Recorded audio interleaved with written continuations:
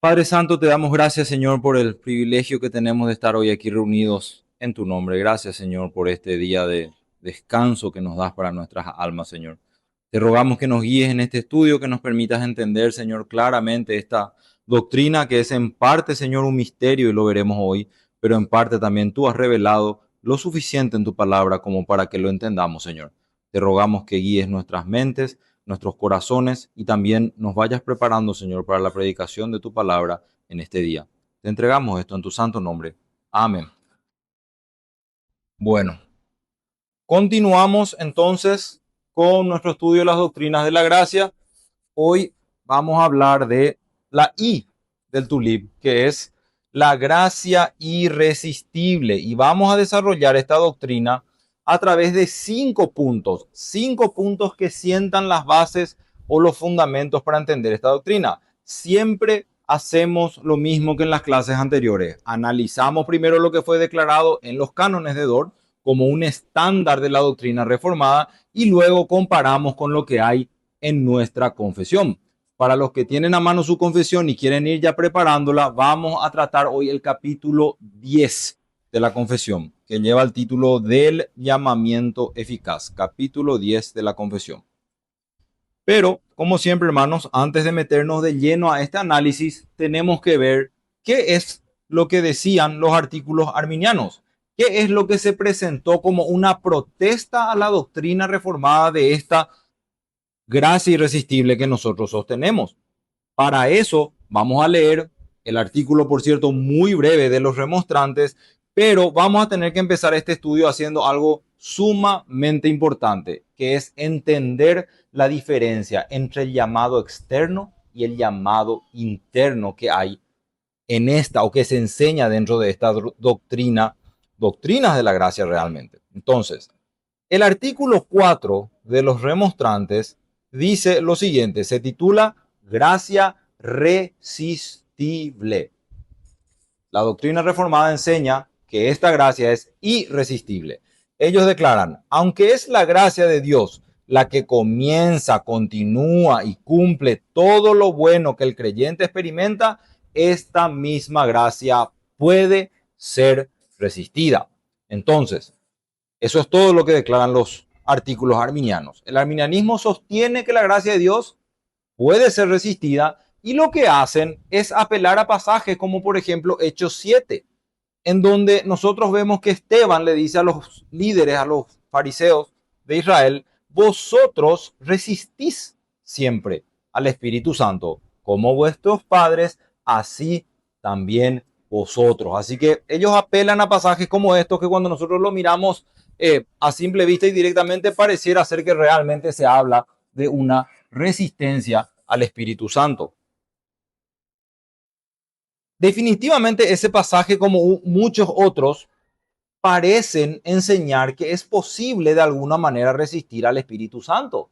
Lo que tenemos que definir es cómo y en qué sentido es que esto se dice, porque el pasaje de Hechos 7 es bastante claro, ¿verdad? Entonces nosotros vamos a tratar de desarrollar hoy qué quiere decir o qué enseña la teología reformada cuando habla de una gracia irresistible.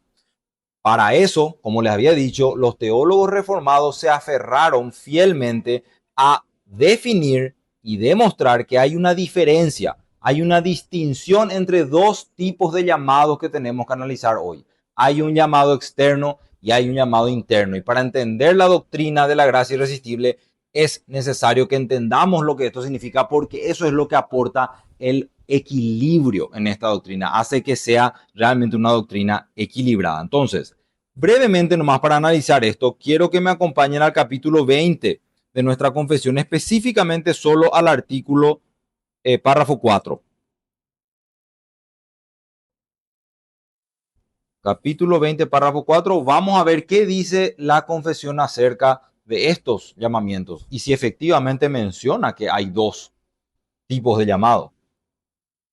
Dice el párrafo 4, aunque el Evangelio es el único medio externo para la revelación de Cristo y la gracia salvadora, y como tal es abundantemente suficiente para ello, aún así, para que los hombres que estén muertos en sus delitos puedan nacer de nuevo, ser vivificados o regenerados, se necesita además una obra eficaz e insuperable del Espíritu Santo sobre toda el alma para que se produzca en ellos una nueva vida espiritual, sin la cual ningún otro medio efectuará su conversión a Dios. Así que en este párrafo hay algunas palabras claves que nosotros tenemos que resaltar. Primeramente, se habla del Evangelio como qué, como un, dice, medio externo. Se le da también una exclusividad en el párrafo, ¿verdad? Dice, aunque el Evangelio es el único medio externo para la revelación de Cristo y la gracia salvadora, y como tal es abundantemente suficiente para ello. ¿Suficiente para qué? Para revelar a Cristo, para mostrar la gracia salvadora. Este medio externo es suficiente. Vamos a ir desarrollando de a poco que cuando la confesión habla de medio externo, está hablando ya de ese llamado o llamamiento externo.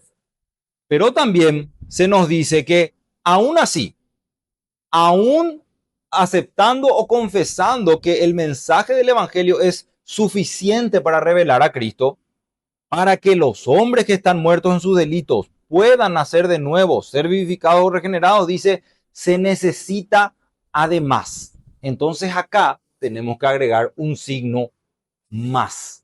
Se necesita algo más. ¿Qué es lo que se necesita? Una obra eficaz e insuperable del Espíritu Santo.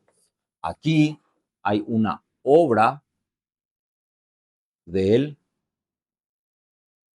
Espíritu Santo. Y a esto es a lo que le llamamos o el medio interno, o vamos a usar más bien la terminología llamado interior. Entonces, esta es la fórmula que presenta en el capítulo 20 la confesión para enseñarnos esto. Se dice que para que el hombre pueda ser vivificado o regenerado, se necesitan dos elementos, dos cosas, un llamado externo y un llamado interno. Entonces, definamos cada uno de manera sencilla a la luz de este párrafo. ¿Qué es el llamamiento interno? Es el que se hace por medio de la predicación de la palabra. Esa predicación puede ser audible a través de un predicador hablando de la manera en que yo estoy haciendo ahora, de la manera que se hace cuando se predica la palabra de Dios, o puede ser legible, que podría ser a través de la lectura del Evangelio, a través de la lectura de las Escrituras, o dice también, podemos agregar lengua de señas para las personas que no escuchan, ¿verdad? Pero ese llamamiento externo que se hace, vamos a ponerlo nomás acá, por un predicador, pero no quiero que tomen esta palabra como el rol dentro de la iglesia. Cualquier persona que predique el evangelio, en este caso, puede ser alguien predicando ese llamado externo, pero esa persona, ese medio externo, debe tener ese contenido. No es una proclamación externa de la creación. No es una proclamación externa de cualquier otra parte o mensaje de la Biblia. Es una proclamación audible del mensaje del Evangelio. Ese es el llamamiento externo. ¿Queda clara esa parte?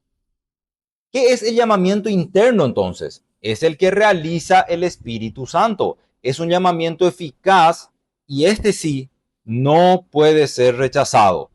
Este es realizado solo a los escogidos y este es el que finalmente toma ese medio externo y produce en ellos una regeneración.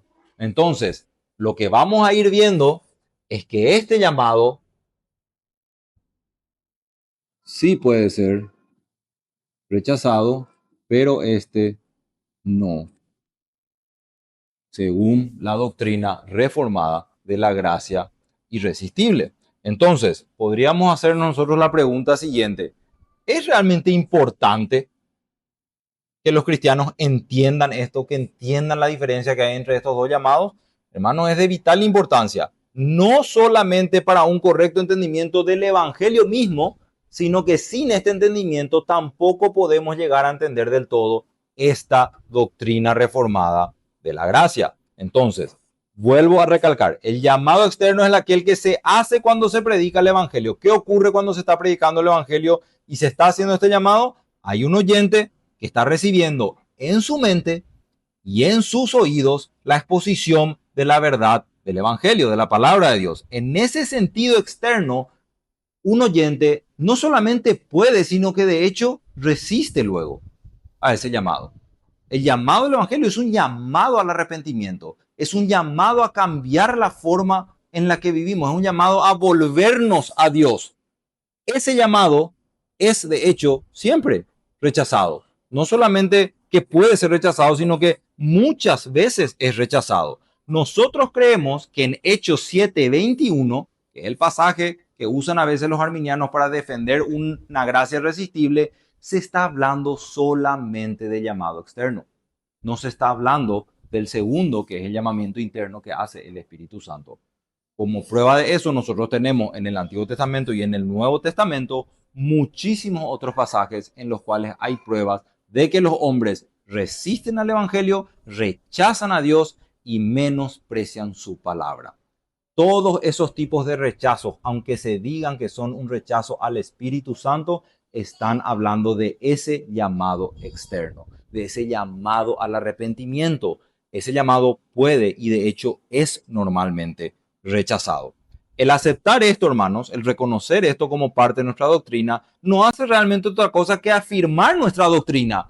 Porque si esto es cierto, entonces si no existiera lo segundo, que es un llamamiento interno de parte de Dios y que fuera realmente irresistible, ¿qué pasaría? Ningún hombre iría hacia Él por su propia voluntad. Ningún hombre podría realmente alcanzar esa salvación. Ustedes se acuerdan, esto tiene muchísimo que ver con lo que estudiamos el domingo pasado, cuando hablamos brevemente del libre albedrío, el capítulo 9 de nuestra confesión. Habíamos dicho que el hombre fue creado en un estado de inocencia, ¿verdad? Y como tal, el segundo párrafo enseña que su voluntad era, ¿qué era? ¿Quién se acuerda? Una voluntad libre. Pero ¿qué pasó después de la caída? Después de Génesis 3, esa voluntad ya es una voluntad esclavizada al pecado. Cuando los hombres aún son impíos, aún no se han convertido, no han sido regenerados, el llamamiento externo se hace en este estado. Es una voluntad esclavizada al pecado y es una voluntad que no quiere ni puede hacer ni querer lo bueno. Eso, ¿se acuerdan que enseñamos eso el domingo pasado, verdad? Ese medio externo está siendo predicado a los inconversos con esa voluntad esclavizada al pecado. Recién después de la regeneración, nosotros llegamos a lo que enseña el párrafo 4, que es la voluntad renovada. Y se necesita una voluntad renovada por el Espíritu Santo para poder responder afirmativamente al mensaje del Evangelio. Entonces, el llamamiento interno es muchas veces el corazón de esta doctrina de la gracia irresistible o el llamado eficaz. Este llamado es hecho por Dios en el corazón de aquellos que Él quiere y los lleva irresistiblemente a los pies de Cristo. Entonces, cuando nosotros hablamos de llamamiento externo, nosotros podemos y de hecho debemos aceptar que ese llamado puede y es rechazado. No hay problema con aceptar eso. No hay que tener miedo con reconocer que Hechos 7:21 habla de un rechazo, una resistencia a qué? Al llamado externo. Pero cuando hablamos de llamamiento interno, no puede ser resistido. Quiero que me acompañen a un pasaje del Nuevo Testamento que es un muy buen ejemplo de este llamado interno del Espíritu Santo que se encuentra en Efesios capítulo 1. Vamos a leer versículos. Voy a pedirle a alguien que lea 15 al 23, por favor.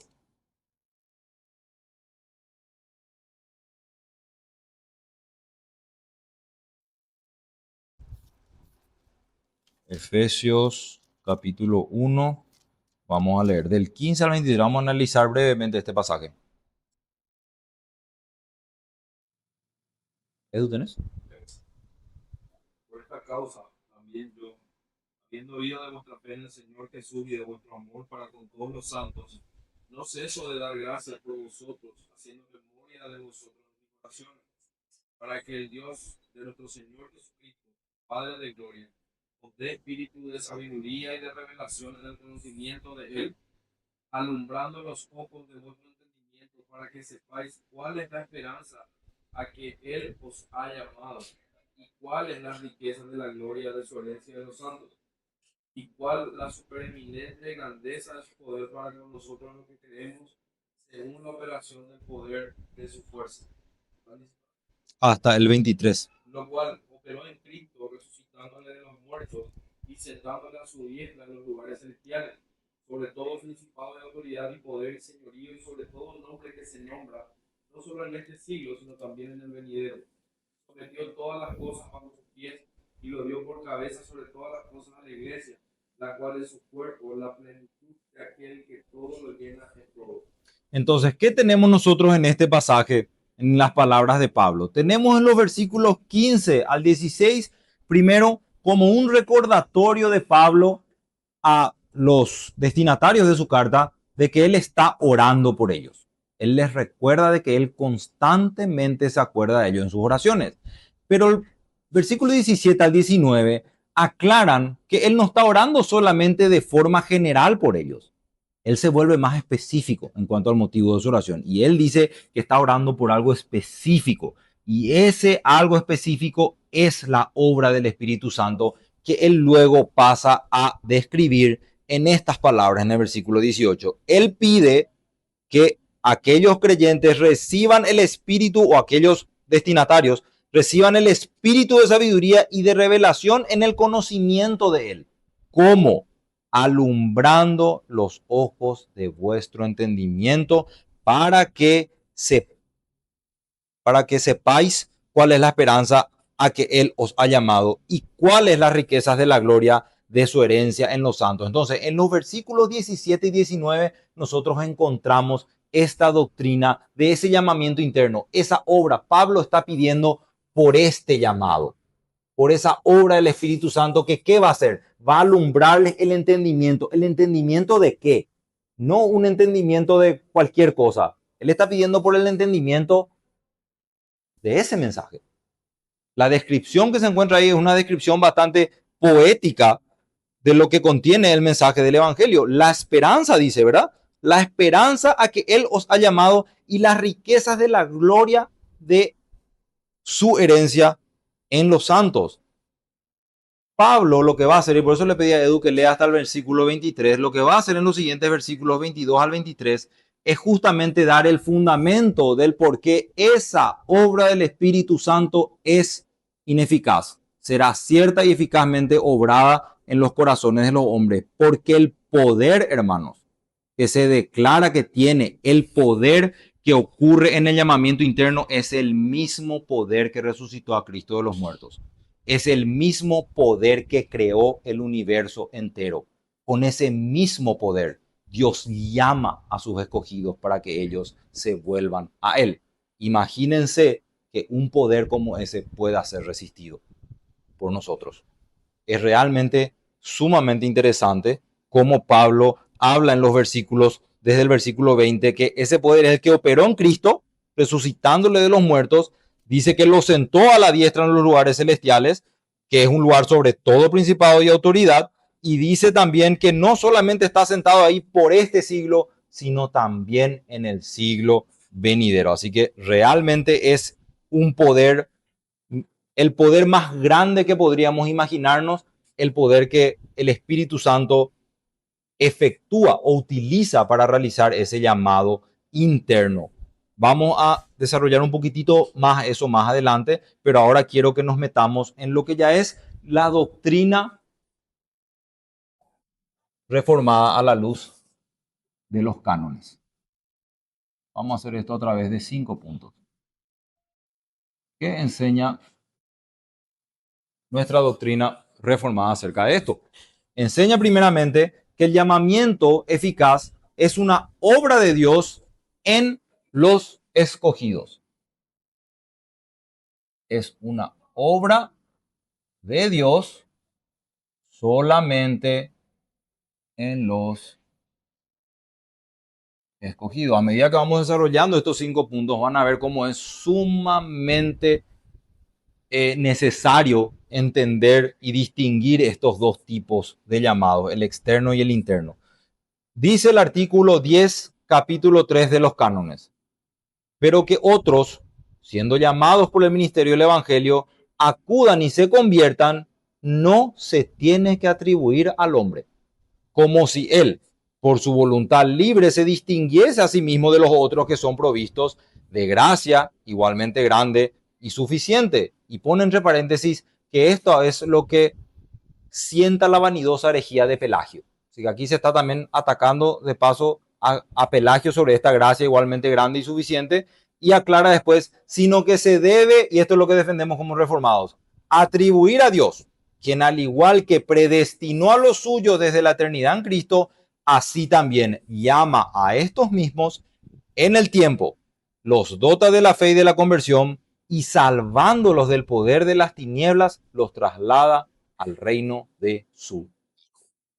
El llamado eficaz, hermanos, está estrechamente conectado con la doctrina de la elección que ya vimos. ¿Y qué es lo que encontramos cuando comparamos estas dos doctrinas? Tenemos aquí, habíamos visto la doctrina de la elección y ahora estamos viendo la gracia irresistible. ¿Por qué decimos que están estrechamente conectadas? Porque la elección que ocurre en la eternidad se lleva a cabo en el tiempo. ¿Cómo? A través de ese llamado. En su tiempo, dice. Algo que ocurrió en la eternidad, que es la predestinación, se va a llevar a cabo, se va a consumar o se va a concretar, dice, en el tiempo. Recuerden las palabras de los cánones. Llama a estos mismos en el tiempo. El llamado no ocurre en la eternidad pasada. El llamado ocurre en este tiempo, en el tiempo, dice. Pero también es sumamente interesante ver que al llamarlos, al dotarles de ese don para que la fe puedan creer, se está también contrastando en la eternidad y en el tiempo algo que estuvimos hablando el domingo pasado. ¿Cuál es el capítulo que desarrolla lo que ocurre en la eternidad en nuestra confesión? El capítulo del decreto de Dios. ¿Cuándo ocurrió el decreto de Dios? En la eternidad. Y yo les pregunto para ver si se acuerdan, ¿cómo ejecuta Dios su decreto? A través de la creación y la providencia. ¿En qué momento ocurrieron la creación y la providencia? En el tiempo, ¿verdad? Se establece el tiempo, se crea el universo y se establece el tiempo. Entonces aquí tenemos el capítulo 3 que da fundamento y pie para los capítulos 4 y 5 de nuestra confesión. Entonces, definitivamente, esta doctrina de la gracia irresistible está estrechamente conectada con la doctrina de la elección. Aquello que Dios ha decretado en la eternidad, lo ejecuta en el tiempo en la creación y a través de su providencia hace que este llamado sea posible en los escogidos. Así que la base o el fundamento de ese llamamiento eficaz de vuelta es el decreto de Dios. El pelagianismo, por ejemplo, sostenía, al negar la doctrina del pecado original y por ende también negando la depravación total, que el acudir a este llamado es algo que debía atribuirse totalmente al hombre. ¿Por qué? Porque nunca entendieron esto. Ellos dicen que el hombre siempre tiene esa voluntad libre para venir a Cristo, pero nosotros ya vimos en el capítulo 9 que esto no es así. Después de la caída, la voluntad del hombre fue esclavizada al pecado y ya no quiere ni puede venir a Dios sin la obra del Espíritu Santo.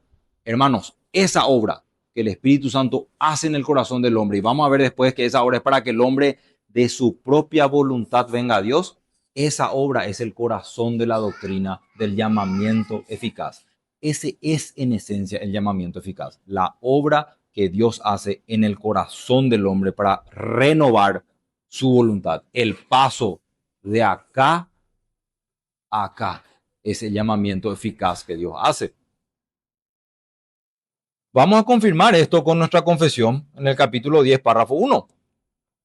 Capítulo 10, párrafo 1 dice lo siguiente: a aquellos a quienes Dios ha predestinado, de vuelta, es solamente a los escogidos, para vida, tiene a bien en su tiempo señalado y ha aceptado llamar eficazmente por su palabra y espíritu, así sacándolos del estado de pecado y muerte en el que están por naturaleza. Así que nuestra confesión es bastante más resumida de lo que enseñan en ese punto los cánones, pero es sumamente clara en cuanto a esto. A quienes Dios ha predestinado para vida, en su tiempo, en el tiempo señalado, Él los llama eficazmente. Ahora, pasemos a desarrollar el punto 2, que tiene que ver con el medio. ¿Cuál es el medio que Dios usa para hacer este llamamiento eficaz? El medio que Dios utiliza para llamar eficazmente a sus escogidos es la obra del Espíritu Santo en la predicación del Evangelio. Aquí encontramos, voy a poner la predicación, pero quiero que ya vayan pensando que acá está el llamamiento externo. Dice el capítulo 3, artículo 11 de los cánones: además, cuando Dios lleva a cabo su beneplácito en los predestinados y obra en ellos la conversión verdadera, lo lleva a cabo de tal manera que no solo hace que se les predique exteriormente el Evangelio y que se les alumbre poderosamente su inteligencia por el Espíritu Santo, a fin de que lleguen a comprender y distinguir rectamente las cosas que son del Espíritu de Dios, sino que, y acá está el más, la obra interna, sino que Él penetra también hasta las partes más íntimas del hombre con la acción poderosa de este mismo espíritu regenerador. Así que aquí está también en el artículo 11 la declaración de que Dios no solo hace que se les predique exteriormente el evangelio, pero sí siempre está la predicación exteriormente del evangelio. ¿Por qué? Porque se dice a continuación que a través de ese medio, a través de este medio, se les va a alumbrar el entendimiento. Se alumbra el entendimiento de las mentes. Dice que se les alumbre poderosamente su inteligencia. Entonces, debemos de empezar a ver esta doctrina como una doctrina que tiene dos partes o que tiene dos componentes. Y van a ver que esto realmente está arraigado en nuestra teología del pacto. ¿Por qué decimos esto? Porque la predicación del evangelio, ¿qué es? Es esencialmente el pacto de gracia de Dios anunciado a los pecadores. El evangelio o la predicación del evangelio es el pacto de gracia anunciado a los pecadores. Es una declaración de gracia en un pacto, y ese es el primer componente del llamamiento eficaz. La vida eterna es ofrecida en el pacto de gracia. La vida eterna se ofrece a través del evangelio dentro del pacto de gracia a personas que aún son injustas y no regeneradas, pues siguen muertas en sus delitos y pecados. Así que acá podemos ver realmente cómo en el pacto de gracia nosotros tenemos el fundamento de este llamamiento externo. El evangelio debe ser predicado a esas personas. Es indispensable que esto ocurra, pero luego de eso, para que se consume la regeneración o la conversión, el Espíritu obra fe en aquellos que han sido predestinados para vida, capacitándolos, y esto es clave, capacitándolos para responder. Entonces, en el llamado externo se nos alumbra para que lo entendamos, y en el llamado interno para responder. ¿Por qué es importante esta distinción? Porque me imagino que por lo menos alguno de ustedes se habrá encontrado con personas a quienes les predican el evangelio y pueden entenderlo de manera intelectual. Sin embargo, su vida refleja que ese conocimiento intelectual no hizo ninguna obra en su corazón, ¿verdad? Yo conozco personas que pueden inclusive predicar el evangelio y explicar el mensaje del evangelio de una manera intelectual, pero sus vidas demuestran de que es meramente intelectual el conocimiento. Así que, ¿qué es lo que hace el llamamiento externo? Es presenta esta verdad. Con ayuda del Espíritu Santo se alumbra las mentes de las personas para que entiendan esta verdad, pero sin la obra interna del Espíritu Santo no va más allá de un entendimiento intelectual, mental del mensaje del evangelio. Nuestra confesión afirma esta doctrina de que esos son los medios que Dios utiliza para el llamamiento eficaz, su palabra y su espíritu. Leíamos recién en el capítulo 10, párrafo 1, a aquellos a quienes Dios ha predestinado para vida, tiene a bien en su tiempo señalado y aceptado llamar eficazmente. ¿Cómo? Por su palabra y su espíritu. Llamamiento externo, llamamiento interno. Tiene a su tiempo aceptado y señalado llamarlos eficazmente por su palabra y por su espíritu. Entonces, esto, hermanos, es sumamente importante que nosotros entendamos y quiero ir mostrándoles por qué a medida que vamos desarrollando los siguientes puntos. En los puntos 3, 4 y 5 que nos quedan, vamos a hablar un poco más del cómo. Tratar de entender cómo es que esto ocurre. Nuestro tercer punto es que el llamado de Dios es eficaz porque transforma el corazón del hombre. Vamos a desarrollar ahora esto. Transforma el corazón del hombre. Voy a leerles un fragmento del artículo 11, capítulo 3 de los cánones que habla de esto. Dice, además, cuando Dios lleva a cabo su beneplácito, dice, Él penetra también hasta las partes más íntimas del hombre con la acción poderosa de este mismo espíritu regenerador. Él abre el corazón que está cerrado, Él quebranta lo que es duro, Él circuncida lo que es incircunciso. Quiero que vean que nuestra confesión enseña esto mismo todavía en el párrafo 1 del capítulo 10. Dijimos que llama eficazmente por su palabra y espíritu, y aquí está una descripción muy completa que voy a leer ahora, que abarca ya los puntos 3, 4 y 5. Dice, así sacándolos del estado de pecado y muerte en que están por naturaleza y llevándolos a la gracia de la salvación por Jesucristo. Y aquí está el punto 3. Iluminando de modo espiritual y salvador sus mentes, a fin de que comprendan las cosas de Dios. Eso habíamos visto ya. Dice después, quitándoles el corazón de piedra y dándoles un corazón de carne. Y finalmente lo que vamos a ver en el punto 5 es lo que dice a continuación, renovando sus voluntades y por su poder omnipotente, induciéndoles a lo que es bueno y llevándoles eficazmente a Jesucristo. Entonces, hermanos, para nosotros realmente poder entender esta doctrina del llamamiento eficaz, tenemos que ver que esto tiene tres facetas, vamos a llamarle, de las que habla este capítulo de la confesión. Hay algo que ocurre en la mente, en el corazón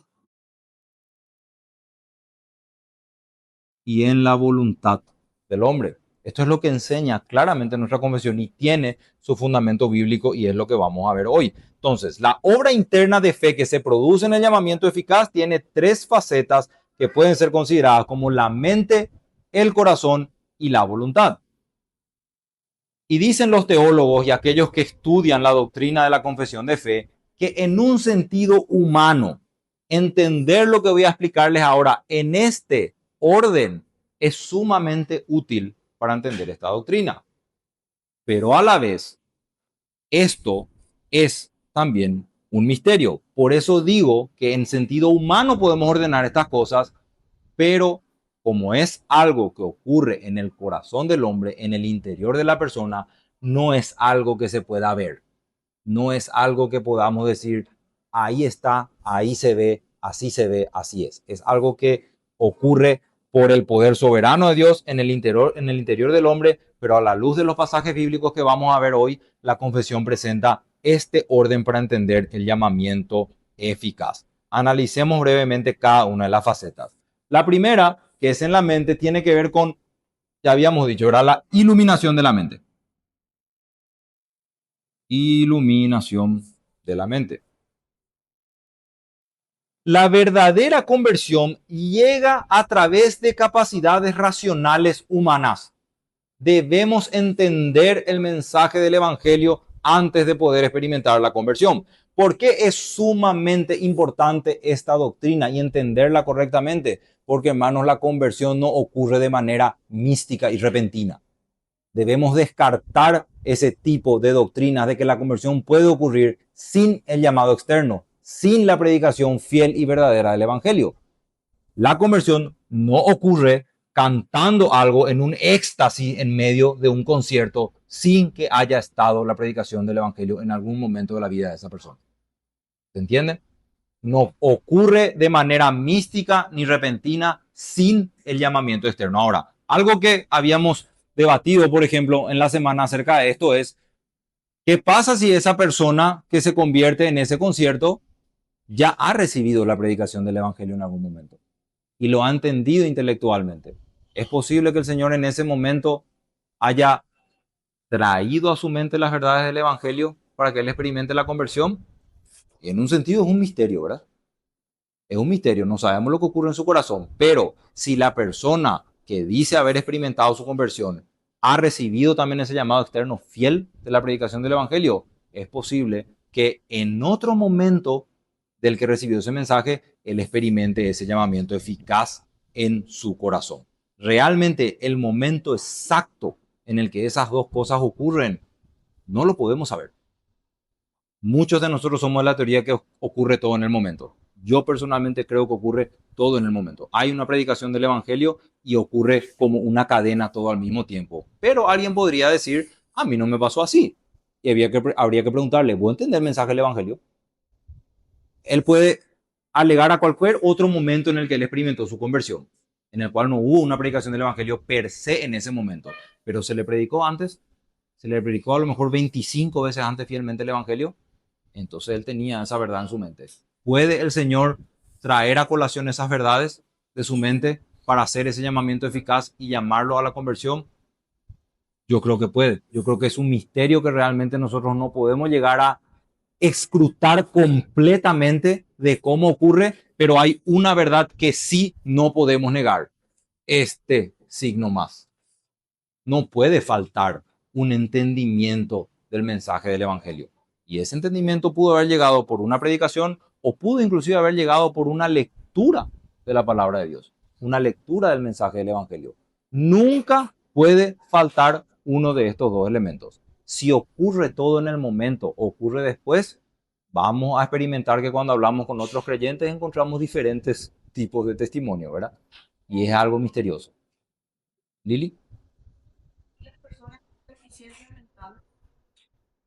Eso sí ya es. Vos te referís a alguien que no puede lo entender, ¿verdad? Por ejemplo, alguna enfermedad mental.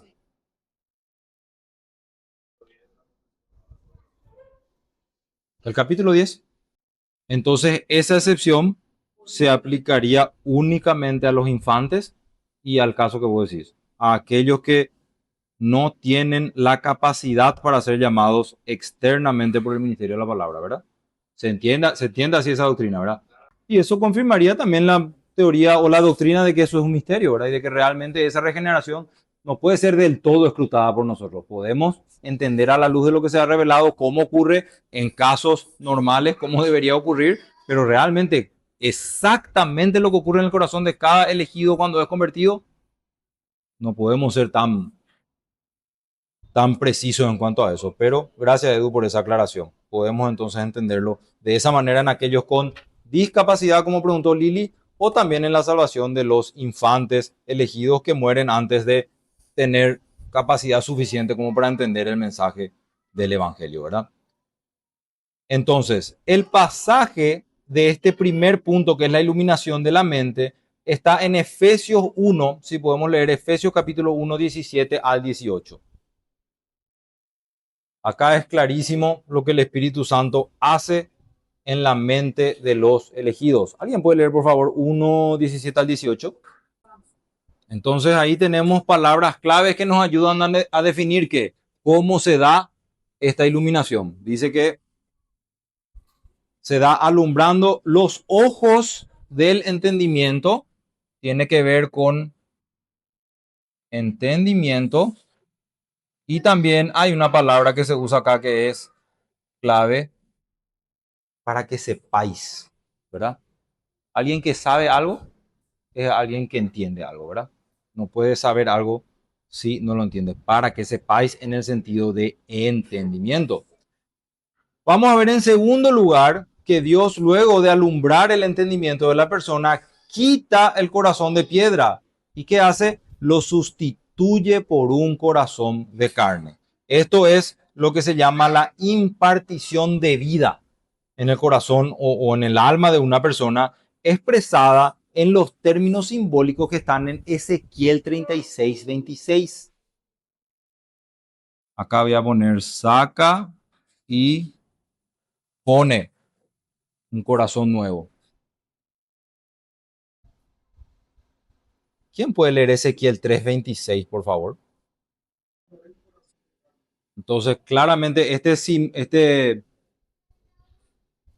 este lenguaje simbólico de Ezequiel habla con justamente esto, ¿verdad? Con esta segunda faceta del llamamiento eficaz. Se saca y se pone. Se quita un corazón de carne, de piedra, y el Señor pone un corazón de carne.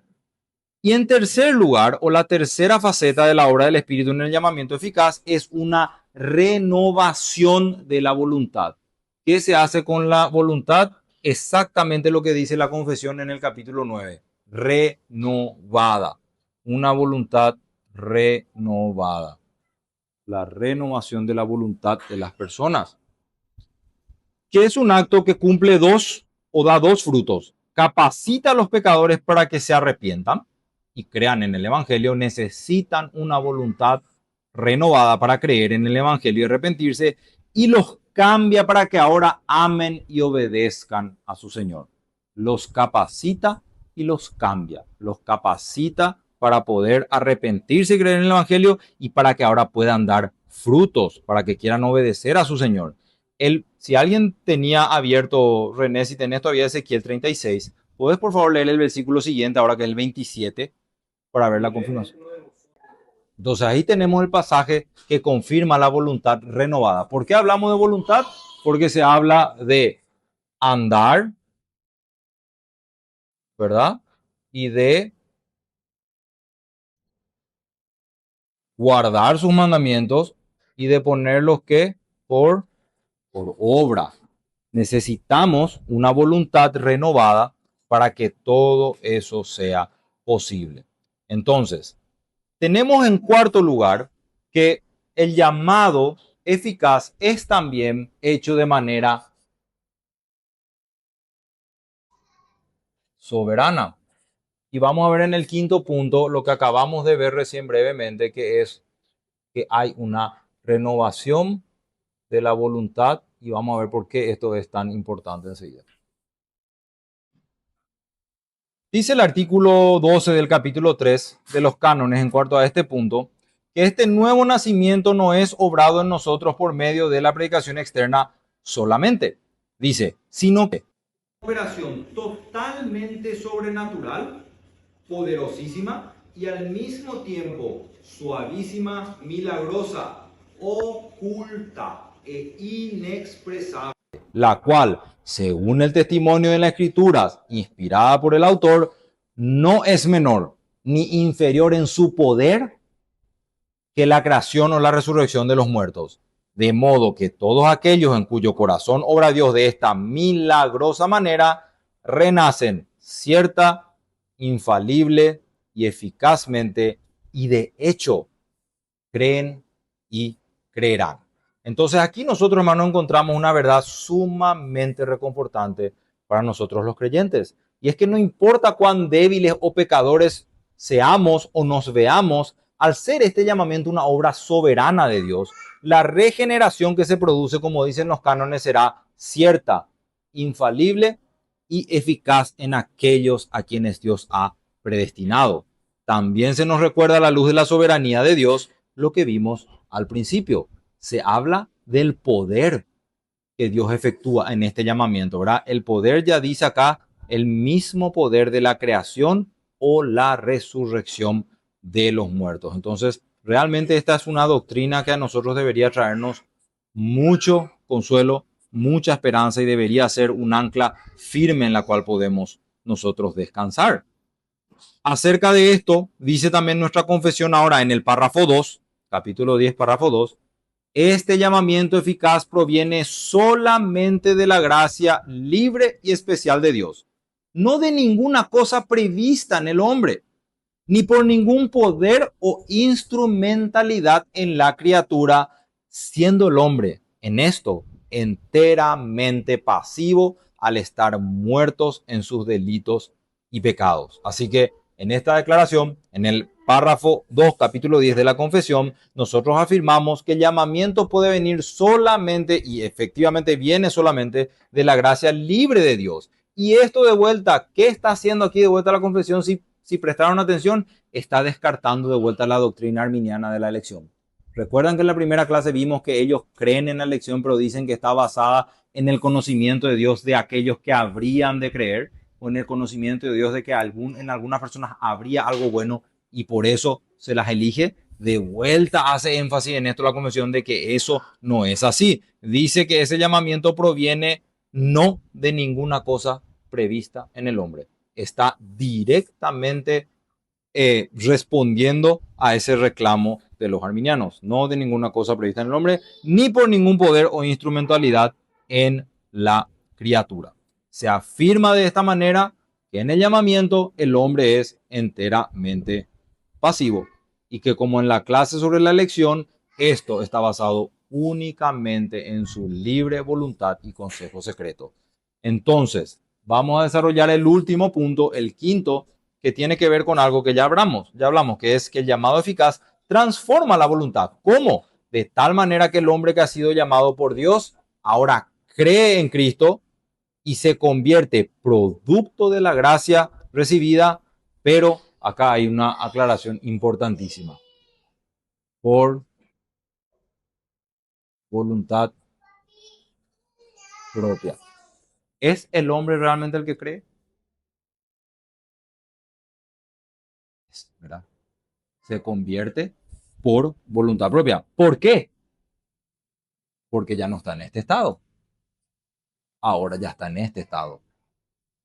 Tiene ya en el llamamiento eficaz se nos da esa voluntad renovada. Dicen los cánones en el párrafo 12, así la voluntad siendo entonces renovada, no solo es movida y conducida por Dios, sino que siendo movida por Dios, obra también ella misma. Por lo cual, con razón se dice que el hombre cree y se convierte por medio de la gracia que ha recibido. Esto de vuelta se afirma en la confesión de una manera muy clara y de hecho muy linda, ¿verdad? Porque dice el final del párrafo 1 del capítulo 10, un poco les voy a leer desde quitándoles el corazón de piedra y dándoles un corazón de carne, renovando sus voluntades y por su poder omnipotente induciéndoles a lo que es bueno y llevándoles eficazmente a Jesucristo, pero de modo que van con total libertad, habiendo recibido por la gracia de Dios la disposición para hacerlo. La clave para entender esto es entender el cambio de la voluntad esclavizada a la voluntad renovada. ¿Cuál es el problema de no entender esto? Y justamente que se diga que las doctrinas de la gracia hacen que seamos robots, que seamos títeres, que realmente Dios es el que hace todo y nosotros no hacemos nada. Y sin embargo es simplemente por una falta de entendimiento de estas verdades. También dice el capítulo 10, párrafo 2, este llamamiento eficaz proviene solamente de la gracia libre y especial de Dios. no de ninguna cosa prevista en el hombre, ni por ningún poder o instrumentalidad de la criatura. Siendo el hombre en esto, dice, enteramente pasivo al estar muerto en delitos y pecados, hasta, hasta que es vivificado y renovado por el Espíritu Santo. Es capacitado de este modo para responder a este llamamiento y para recibir la gracia ofrecida y transmitida en él. Y esto, por un poder, hacen de vuelta la aclaración los confesores, no menor que el que resucitó a Cristo de los muertos. Entonces, el llamamiento externo ocurre ¿en qué estado? En un estado de la voluntad esclavizada. ¿Cuál es la única forma de que ese llamamiento externo sea respondido por la persona de manera afirmativa? Tiene que haber un llamamiento interno. Llamamiento interno. ¿Qué ocurre aquí? Hay un cambio, ¿verdad? De estado. Pasamos a voluntad renovada. Y con la voluntad renovada, ¿quién es el que se arrepiente y quién es el que cree en el mensaje del Evangelio? El hombre cuya voluntad ha sido renovada en el llamamiento eficaz. Entonces, en esencia, hermanos, y de manera muy resumida, esto es lo que enseña la doctrina de la gracia irresistible, o también recibe el nombre del llamamiento eficaz en nuestra confesión. ¿Hay alguna duda acerca de esto? ¿Alguna aclaración de repente? Y tiene en un sentido que ver con esto, porque al ponernos esa voluntad renovada, el Espíritu Santo realmente hace eso en nosotros y mora en nosotros, pero el error al que hay que tenerle cuidado es pensar que no somos nosotros los que hacemos también eso, porque también lo hacemos, pero tenemos que tener cuidado de al creer que lo hacemos no caer en, habíamos dicho lo que hace pasada, ni en arminianismo, ni en semipelagianismo, y Dios nos guarde nunca en pelagianismo, ¿verdad? O sea, esa diferencia hay que entender. Claro que sí tiene que ver y claro que está ahí el Señor poniendo el querer y el hacer en nosotros, pero no violentando nuestra voluntad, no quitándonos esa libertad, porque esa libertad se nos ha devuelto acá. Acá la perdimos y acá se nos ha devuelto. Y no va a ser perfeccionada hasta lo que dice el párrafo 5 en el capítulo 9, hasta que seamos glorificados.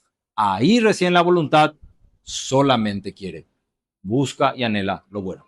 Ya no hay pecado y ya no hay sufrimiento ni dolor. Entonces, sí, tiene todo que ver, pero el peligro siempre es no caer justamente en eso, ¿verdad? También hay peligros en no entender estos por separado y entenderlos, por ejemplo, solo. ¿Qué pasa cuando solamente declaramos la doctrina del llamamiento externo? Si no hay un llamamiento interno que Dios hace, que es eficaz e irresistible, ¿de quién depende que la persona se convierta en un sentido? ¿Pero de qué hombres? De los predicadores. Entonces, nos vamos a esforzar por la elocuencia, nos vamos a esforzar por hacer un montón de llamados al arrepentimiento y se centra realmente en algo que no es bíblico. ¿Por qué? Porque no tenemos esta doctrina desarrollada. Entonces tenemos que esforzarnos por que el llamamiento externo sea lo mejor posible y descansar en que ese es lo que va a traer al hombre al arrepentimiento. Ese es el problema de, por ejemplo, eliminar esta parte de la doctrina. Vamos a caer en lo que cae en la mayoría de las iglesias evangélicas promedio. ¿Qué pasa si borramos la parte de arriba y solamente tenemos esto? Hipercalvinismo. No predicamos, creemos que Dios es el único que puede hacer, que Dios ya le predestinó, vamos a cerrar las puertas acá, vamos a encerrarnos, que el Señor le traiga a quien le tiene que traer, nosotros no vamos a predicarle a nadie. Otro peligro de eliminar, ¿verdad? Este signo, de enfocarnos solamente en el llamamiento externo o solamente en el llamamiento interno. Entonces es sumamente importante entender, confesar ambos y de hecho vivirlo en la práctica, ¿verdad? Realmente vivir estas dos verdades en nuestra vida cristiana diaria. ¿Alguna otra pregunta, hermanos? ¿O podemos cerrar ahí? Edu. Y entendiendo que por eso se dice que en el llamamiento eficaz la parte del hombre es pasiva. El hombre realmente ahí no hace nada hasta que su voluntad es renovada. En el llamamiento eficaz el hombre es pasivo, necesita que Dios saque su corazón de piedra, necesita que su mente sea iluminada y necesita que el Señor cambie su voluntad para que él pueda creer en el Evangelio y pueda querer arrepentirse de sus pecados. Pero pasa a ser activa una vez que su voluntad es renovada, ¿verdad? Es el hombre quien ahora cree, se arrepiente de sus pecados y vive una vida distinta. Da frutos dignos de arrepentimiento. ¿Alguna pregunta más, hermanos? Nos preparamos entonces para el culto.